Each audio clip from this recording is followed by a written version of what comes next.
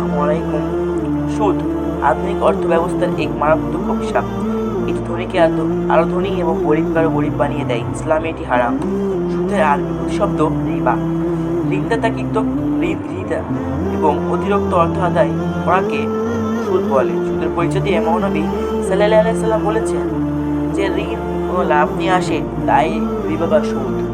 সুদের লেনদেন দুভাবে হতে পারে, টাকার মাধ্যমে এবং পণ্য দ্রব্যের মাধ্যমে। উভয় প্রকার লেনদেন সময়ের বিনিময়ে অতিরিক্ত গ্রহণ করাকে সুদ বলে।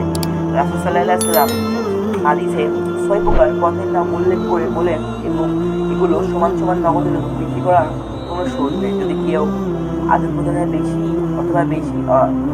দেয় অথবা বেশি নেয় তাহলে তারা উভয় সুদের লেনদেন করল।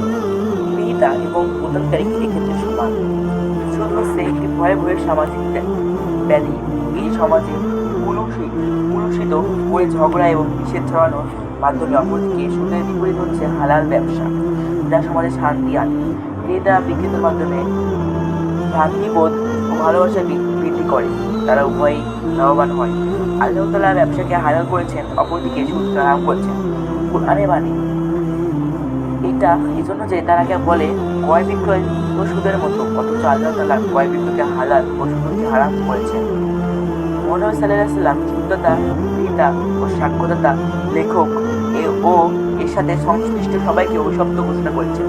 হাদিসে এসেছে রাসূল সাল্লাল্লাহু আলাইহি সাল্লাম সুদদাতা, ক্রেতা, সুদ চুক্তির লেখক, সাক্ষীদ্বয়ের অভিশাপ দিয়েছেন। তিনি বলেছেন তারা সবাই সমান অপরাধী।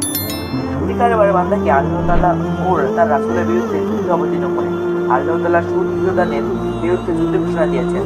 রাজা মিরাজ আল্লাহর সাথে যুদ্ধে লিপ্ত হয়ে পরাজয় সুনিশ্চিত। সুদখোর যাবতীয় কল্যাণ থেকে বঞ্চিত হয়। সুদ খেলে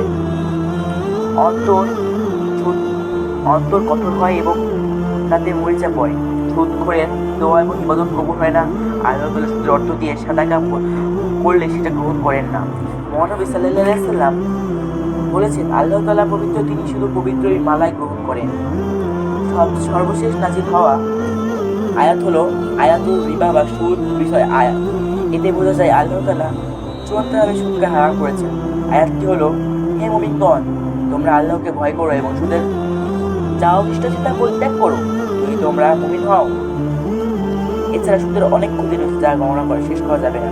তবে আমাদের এটুকু মনে রাখা যথেষ্ট যে আল্লাহ তাআলা সেটাই হারাম করেন যা মনে অনিষ্ট ও অকল্যাণ রয়েছে, যা বাহ্যিক লাভের চেয়ে চূড়ান্তভাবে ক্ষতিই বেশি। তাই আমরা সুদ থেকে বেঁচে থাকবো। ভিডিওটি ভালো লাগলে অবশ্যই লাইক এবং সাবস্ক্রাইব করে যাবে। দেখা হবে আরো নতুন ভিডিও নিয়ে। আল্লাহ হাফেজ।